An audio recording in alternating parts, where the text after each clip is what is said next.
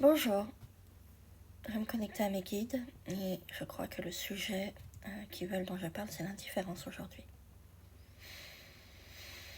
L'indifférence, c'est quoi? C'est lorsque une personne de notre entourage ne nous considère plus, nous ghost, nous crée un déni même sur qui on est. Et je crois que les guides veulent faire passer un message comme quoi on ne doit pas accepter ça. On ne doit pas accepter d'être ghosté, d'être mis dans l'indifférence. Parce que le problème, c'est que si on accepte ce type de comportement, c'est une forme de maltraitance vis-à-vis de soi. C'est une forme de dénigrement vis-à-vis de soi. L'indifférence peut créer énormément de souffrance à l'intérieur. Et souvent, on a du mal à le voir, cette souffrance.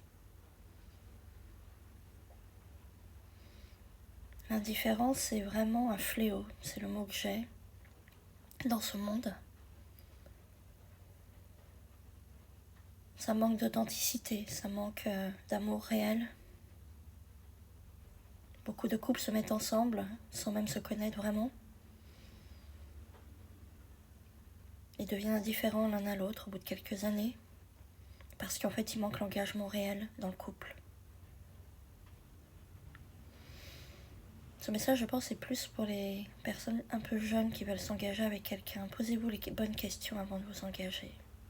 Pourquoi je m'engage avec cette personne? Qu'est-ce que cette personne m'apporte? Et non, qu'est-ce que cette personne vient combler en moi? Qu'est-ce qu'elle m'apporte de plus que je n'ai pas déjà? Ça, c'est hyper important. N'allez pas avec quelqu'un qui vient combler vos manques, parce que ça ne marchera pas dans la relation.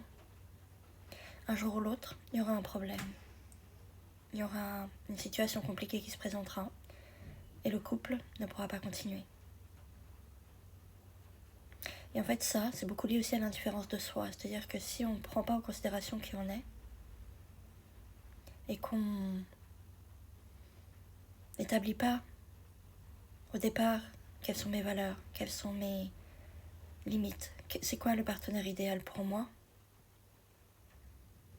en fait, on se retrouve dans une situation de couple compliquée, avec souvent après des enfants qu'il faut gérer.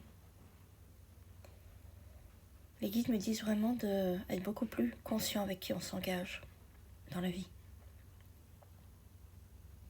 Et de ne pas se minimiser, de ne pas jouer au petit.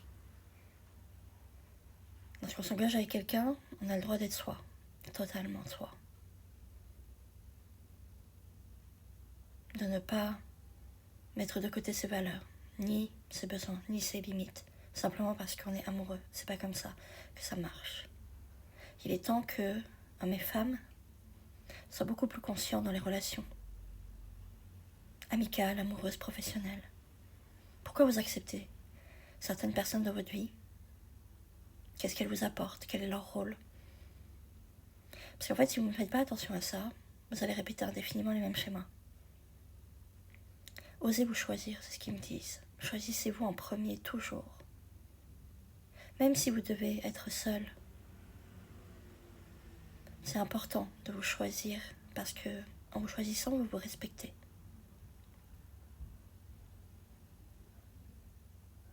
Vous vous alignez avec qui vous êtes et vous rencontrerez les bonnes personnes sur votre chemin, même si ça peut prendre un petit peu de temps.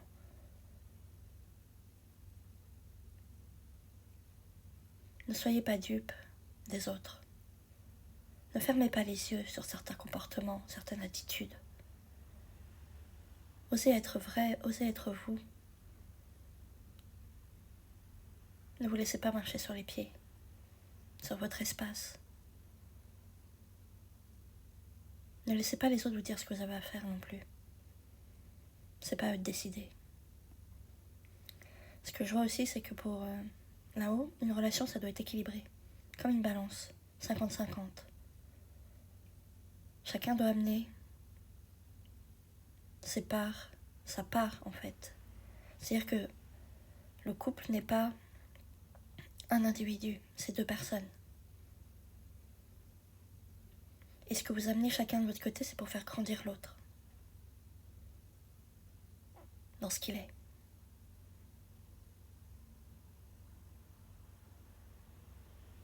Voilà le message du jour. N'hésitez pas à le partager si vous pensez que des personnes ont besoin de l'entendre. Et sinon, vous pouvez me retrouver sur mes réseaux sociaux ou sur mon site internet. Je suis Marine Plantier, je suis médium, canal de lumière et coach de vie. Je vous dis à très bientôt. Au revoir.